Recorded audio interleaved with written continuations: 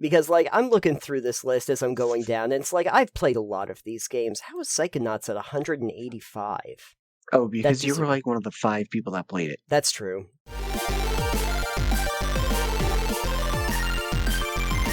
I have been informed by Clayton Calix that we have reached 500 videos. Which is a lot of videos. 2 years of us doing this, about 3 segments per week, plus the podcast episodes and occasional specials. Yeah, and the specials. And we're over 100 episodes now, so... Yeah, and that'll do it. That'll get you there. He had mentioned that it would be really great to do something special for the 500th episode, and then we got lazy and didn't think about it ahead of time. And I don't think it's lazy. I don't think lazy. I think it was the holidays, and we took 2 weeks off. Yes, and then we and then we didn't realize it before we had already recorded stuff. So anyway, I figured we'd celebrate our 500th episode at 506 or so, or 7, something like that. I thought it would be fun to look at the 500 best video games of all time, Alex. Who did you say this article was by? Okay, so there's a list, I guess. Yeah, so let me. This is from somebody who made a list on IGN. It is called... IGN is a reputable news source. Especially people that make playlists on IGN. That's gotta be good. Remix from the playlist team. But, however, this is the reason why, it's kind of interesting. It is not just best video games. It's the mathematically derived 500 best video games of all time, which is updated as of December 5th, 2023, and as it states, rankings are calculated by applying tiered scoring system to 85 historical best-of-all-time lists published over the last 30 years.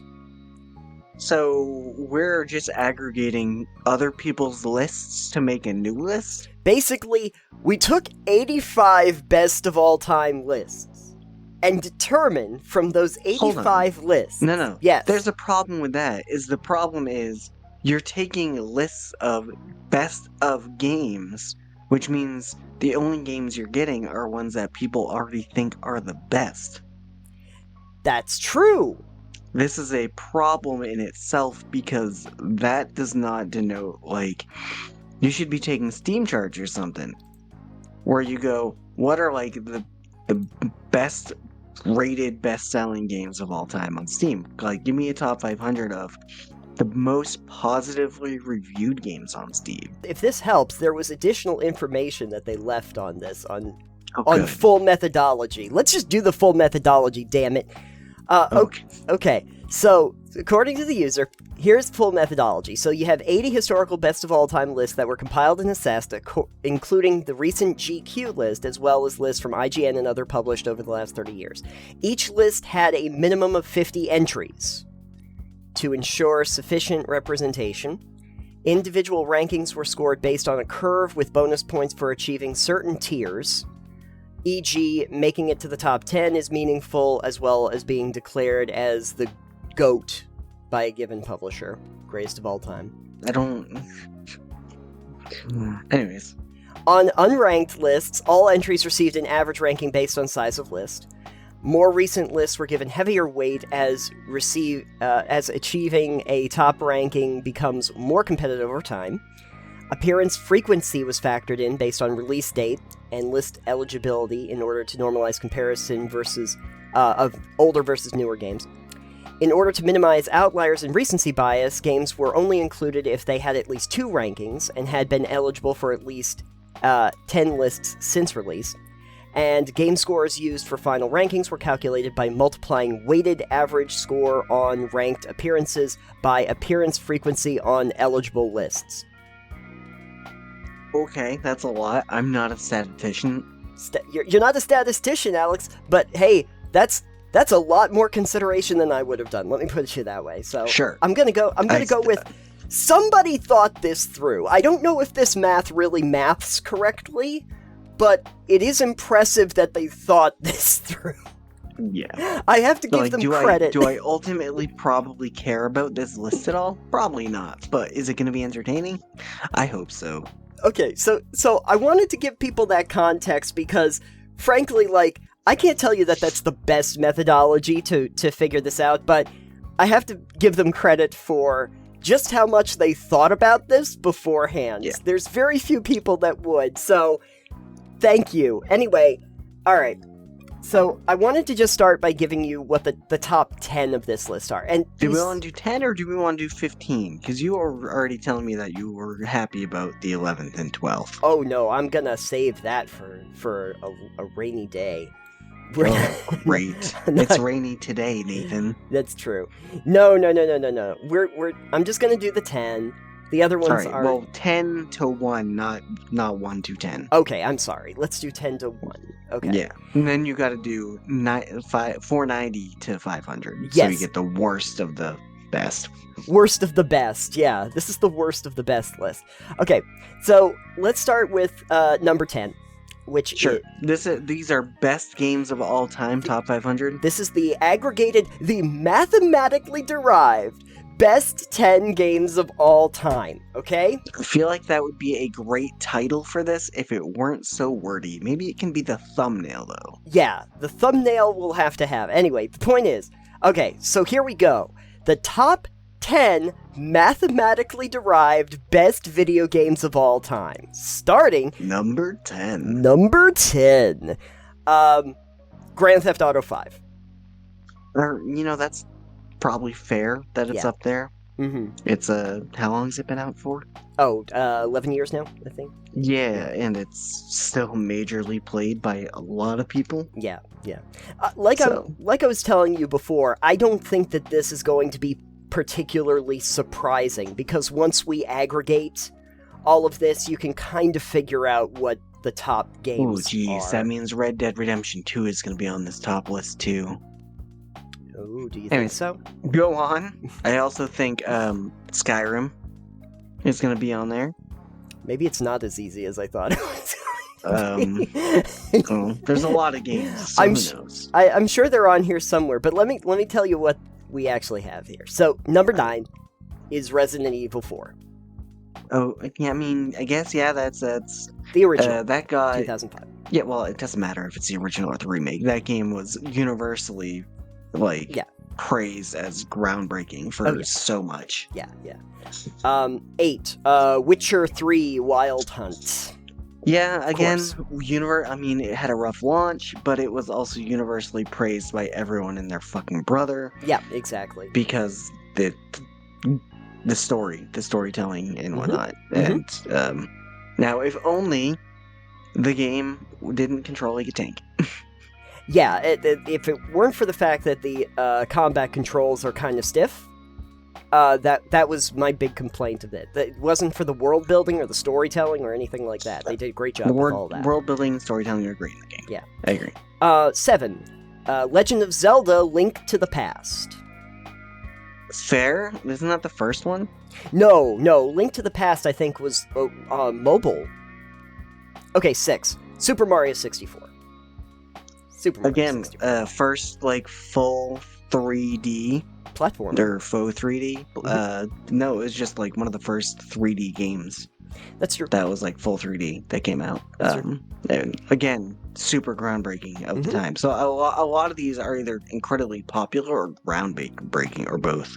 Yeah, the ones that really impressed right out of the gate. RE4, for instance, gave you the over-the-shoulder camera view for the first time. Yeah, before that they had all of the static backgrounds. They had the static frames. Okay, 5, The Last of Us.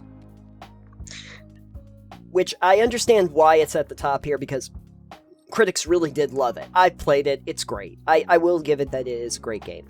I don't know if it's gonna stay there forever. And aren't they already remaking it? They've already made a remake. They already what's the point of that? I get it with Resident Evil 4, but yeah. Wasn't the second one not as good either? Depends on don't who you remember. ask. It depends on who you ask. Some people thought it was a masterpiece, and some people thought it was terrible. So it had a much more divisive launch. Alright, fair. I'd probably find it fine, because I just don't think it was what people expected. But I don't think games should give people exactly what they expect either, because... Well, Mass Effect, it should be the one to let you know. Yeah. They had to remake their ending because their people hated it so much. Right, exactly. Anyways, so Last of Us. I haven't played it. I don't really care for it because it's not really the It's type not of your game style. I'd play, Yep. but... Hey, there's something you can try for games outside your No. wheelhouse. Okay, Half-Life 2. If I'm trying games outside my wheelhouse, they're not games that are going to be critically panned successes. Okay. Yeah. Anyways. Oh man, Final Fantasy VII better be at the top of this list. Go ahead. 4 is Half-Life 2. Yep. Haven't played it. Played Half-Life 1 though. I've played Half-Life 2. Half-Life 2 is good. I think the reason why that was such a big deal is because obviously it was Valve's new engine, and it was like the first one that worked on that engine. Outside of Vampire the Masquerade Bloodlines, which actually I think launched a month earlier. Or no, it launched at like the same time. 3, Legend of Zelda Ocarina of Time. Again, 2 Zelda games on the top 10 list. Ocarina of Time wasn't bad. It was also an N64 game, I believe, or was it GameCube? Yep. No, it was N64. It was N64. Yeah. Again, huge game for the time. Oh yeah. It's like was such an early 3D game, and it was just Zelda. It was great. So yeah. Number 2 is Tetris. Game Boy. Okay, yeah, massively selling, really simple, addictive, yeah. And probably everybody and their uncle has played it, so... Or in my case, my Pac-Man, aunt. number 1. Yeah. No, number 1, Legend of Zelda Breath of the Wild. God damn it, no, absolutely not. I was smirking when you said 2 Legend of Zelda games on the top 10. 3 Legend of Zelda I want to make games. this clear. I have Breath of the Wild on the Switch. Yes. Yeah. It's nothing really that special to me. Right. I think it's fine. It's a serviceable game, but it's limited by the fact it's on the fucking Switch. Right. I would like to play it at some point. I have played some games that are similar to it. Like Immortals Phoenix Rising is essentially like Ubisoft said, hey, we could make one of those. And it was pretty good. I would like to see like what Breath of the Wild does, but I'm not in any rush to do that. Or Tears of the Kingdom, for that matter. Yeah, and the thing about it to me is again, with like the Switch, it's such limited hardware. Yeah. That it really doesn't do these games justice. Like, even when I was playing like Pokemon Legends Arceus, or Scarlet and Ruby. Yeah, the newer Pokemon games, they get a bit glitchy. Yeah. They get a bit janky because the hardware doesn't support this. It doesn't render enough. It doesn't give you enough frame rate to make the things not look janky. Right. I understand. So anyway, that was the 10. You mentioned a few that you thought were at the top 10. Let's see. Yeah. I'm sure that they're in here somewhere. So, like, okay, you said Skyrim. Skyrim is 23. Not too bad. Yeah. Final Fantasy VII, not because I care about it, but because the world seems to care about it. It's number 17. Okay. Final Fantasy VII. And Legend of Dragoon. I want to see if that's on there. We'll get to Legend of Dragoon. I'll see if it's on here. But anyway, Red Dead Redemption 2 you were mentioning, it's number 27. Behind Skyrim. And the original is 24. The first, yeah. Fair. At least they're close. Anyways. Yeah. So we have a few. Oh, Tears of the Kingdom is at 43. Hey, that's fun. I guess. What's at 42? What's at 42? Metroid Prime. Anyways, Mario. We should get to the bottom 10. Yeah, now. let's get to the bottom 10 because that's much more interesting. Because, like, I'm looking through this list as I'm going down, and it's like, I've played a lot of these games. How is Psychonauts at 185? Oh, because you were like one of the 5 people that played it. That's true. That is fair. That is fair. Okay, so let's get to... Okay, so here we go. But the bottom 10. These are the 10 worst best games These are of all time. These are the worst best games, and as I'm looking through it, I think I've played exactly one or two of them. Okay, so an oldie at 491 is Wizardry. That's an old RPG series. Way too Isn't old. that like on the Nintendo maybe? Oh god. I don't know. If I were to look up Wizardry, I actually pulled this up because I was thinking to myself, my goodness, when was this even a thing? And it's like these 1989. 81, I believe, was the first Jesus. one, something like that. And I don't remember what they were. Yeah, 81 Proving Grounds. So that's like the first Wizardry game. Alright, yeah, and that's not even really a game at that point. That is like... Ooh! So here's some fun facts. It was on the Apple II. Great. I'd never had an Apple II. That's why I didn't play it. It was ported to Macintosh, the Sharp MZ2500, the Sharp X1 Turbo, Wonder Swan. Anyways, next, please. Yeah, okay. Cave Story. Isn't that also... Wait. No, that's not as old. I actually have to play that. I have it, and I have not played it yet. I think I have it downloaded. But that's a more recent one, but it is retro in its look. It's like side-scroller. I don't know if I know Cave Story. I'm gonna look it up really quick. You know what? You might actually have it, because I think it was being given away at one point on, like, Epic. 2004 Metroidvania platform adventure video game. Mm-hmm. If it was free, I probably wouldn't have grabbed it. Doesn't look like something I'd play. And yet, it's in the top 500 mathematically derived video games of all time. Shame. Well, you know. It's also a 3DS game, so, you know. That's true. Okay, Battlefield 4. I haven't played any of the Battlefield games. You see, the thing about Battlefield for me is that I know I've played some Battlefield games, and I know I've played some Call of Duty games. I cannot distinguish between them. They all blur together for me. I'm not really a big shooter fan at the best of times. Yeah. So any of these long-standing series, Call of Duty or Modern Warfare or Battlefield, yeah. I'm probably not going to play, especially since a lot of them seem to be like cover-based shooters these days. You're thinking of more like Ghost Recon. Ghost Recon is a lot. I didn't play any of those either. Oh, okay. The last shooter that I've played was actually The Division 2. Okay. Which is also Ubisoft. Yeah, which is it's fine. It's a looter shooter kind of deal, but it's whatever. Yeah. On a completely different note, number 494. Donkey Kong Country 2 Diddy's Kong Quest. Diddy's Kong Quest? I guess yeah, apparently Diddy's Conquest is what it was. I don't think I played that one. Yeah. I played Donkey Kong, the original Donkey Kong 64. I played a little bit, I think, like demos of Donkey Kong Country, because those are the side-scrolling ones. Yeah. Yeah, I played Donkey Kong Country. And they're fine, but... They're fine. I don't think I played that specifically, though. Yeah. Now, see, 495, though, this is the one I do remember playing. And it's Ninja Gaiden. I did play Ninja Gaiden. It is. That's not the Nintendo one, right?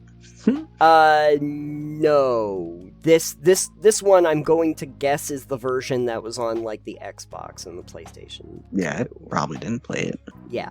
I beat it, but I will tell you that it was painful for a good chunk of it, because, you know, we have, like, Souls-likes now, where people go, oh, the difficulty. Go back and play Ninja Gaiden, because it is those kinds of, like, boss battles and stuff, but it is all about speed. And so, like, when you're dealing with, like, bosses that are in the background, trying to, like, jet up and around the battlefield to avoid all of the projectiles, it's fast difficulty, which is it's hard. Then you get to the last boss, and it's a cakewalk, and you're like, well, that was anticlimactic. Okay. Okay, for $4.96, Ridge Racer, 1995. Ridge Racer. Was that an arcade game? It might have been, but I think it did go to home consoles. I don't remember that one specifically, so... No. It's great when the bottom of the list I can't remember the games on. You might know this next one, though. Pokemon Diamond version. Diamond version. Fair. I don't think I have Diamond. Okay. I think they just recently did the remakes of Diamond and Pearl, however, so if you wanted to get it on the Switch, you could get the remade version. There you go. That's something. But I did not play Diamond or Pearl. Yeah. I played Gen 1, Gen 2, skipped 3 and 4 and 5 until Gen 6 is when I picked it up again. Yeah. And that was Omega Ruby. Okay. Yeah. And Omega Ruby I put 400 some odd hours into. Perfect. Almost 500. Which is... Almost 500 like this there episode. You go. I think the last, Pokemon game that I really played was way back when with, Red and Blue. I have not really played versions past that. They've come a long way. Oh yeah, I know, but I just haven't played them. I haven't played the new one. I don't have a Switch, so I haven't really gotten a chance to play the Sword and Shield or anything like that, but I haven't played Sword and Shield. Yeah, you've played Arceus. You played some Arceus and I played some Scarlet Ruby. Okay, $4.98 is PUBG Battlegrounds. No. That's a good place for it. This is a good place for it. I guess. Because, I understand a lot of influence that it had, especially on multiplayer shooters, but I also don't care. $4.99, Tempest. The original Tempest from 1972 to 1984. That would have been in the arcades. Atari Classic. Yeah, it would have been a pixel game at best. Oh, yeah. It was not complicated. But it was also probably the one that everybody played, and it was easy to pick up. And it's all about trying to dodge the projectiles coming at you and shoot the shoot the things that are in the background. And it's very straightforward. Games back then were much simpler. Much simpler and easy to pick up and play. Yeah, they had to be, so that you could keep dropping quarters. But then also incredibly difficult to finish, so that you had to keep pumping the quarters in. That's how arcade games work. And, Yep. And then number 500. Crash Bandicoot. What? I mean, I guess Collectathon. It was. I don't know where you Crash, so there's at least 1 or 2 games on the bottom of this list I've played. I mean, I guess I don't know where else you would put Crash Bandicoot, because I understand that, a lot of people liked it, but it could also be a real frustrating mess sometimes. Yeah. I played the remake that they did more recently, and I think that they were trying to fix some stuff because they made the platforms a little too small for the hitbox, so that you'd fall off of them constantly, and nice. it was very frustrating trying to play the game. But I understand that a lot of people liked the Crash Bandicoot series. It's an interesting version of platforming where you're running forward instead of doing side scroller action or. So it's 3D, so... Yeah, it's 3D, but at the same time, it feels kind of on rail by comparison to, a lot of those Mario games 64. were. Yeah. I mean, Mario 64 has a lot more freedom of movement, but Crash Bandicoot pretty much just has you're going in pretty straight lines. It's that kind of thing. But at any rate, that is the bottom tier, and, it's just... I find it kind of interesting because, on the one hand, they have to be good games to make it onto a 500, because there's just tens of thousands of games, but at the same time... there's a lot of games. Yeah, there are thousands released every year, really. But not... They have to be good games, but they also can't be very good, or they would be higher up on the list. So, you have this interesting dichotomy, And then, you start looking at, like, what other things are on here. I don't know about the methodology that they used in order to get this aggregated list together. I don't think anyone's going to do more research in order to get this perfected in any way.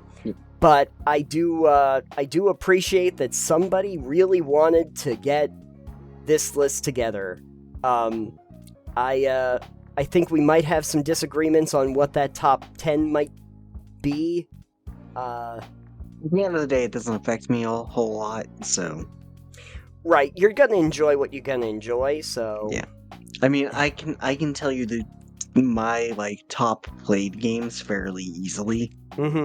Like, if I were to give you, like, my top played games of all time, essentially it would be World of Warcraft at the top with over, I think, 7,000 hours in it. And then Diablo 3 has over 1,000 hours in it. Oh, sure. And then, like, even if I just look at Steam, like, my top game has 870 hours in it. My second top game has 770 hours in it. Nice. And that's Warhammer 40k Inquisitor Martyr at 890 or 870.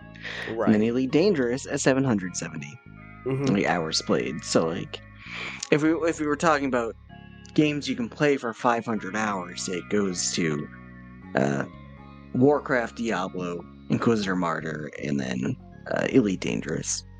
Right. So, yours goes to Stardew Valley. Mine is Stardew Valley, and probably some Bethesda RPGs, and Witcher 3. I put like 100 hours. Oh, and Cyberpunk. I think I put 100 hours into Cyberpunk, and probably Grand Theft Auto. Few of the Grand Theft Autos. I like what I like. I don't know what to tell you. Same. 7,000 hours into World of Warcraft. I like what I like too, buddy. Yeah, I know. What are you gonna do? I'm guessing. I guess the question that maybe we should ask is, what would your 500th favorite game be? What is your number 500? Yeah, what's your number 500 on this very, very, very technical discussion that we're having here? Yeah. This very analytical one that is completely objective in every single way. You let us know in the comments down below as we celebrate 6 or so videos. Over 500 videos. Go back and watch them all. Every single one of them. You can enjoy them at your leisure. You can leave a like on each one. You can comment on each one, and if you really want, you can subscribe for each one. Yeah, you could. You could subscribe, and then you could unsubscribe and subscribe again. That probably helps. I don't know. I really don't know how that works. It doesn't. It doesn't. Okay, never mind.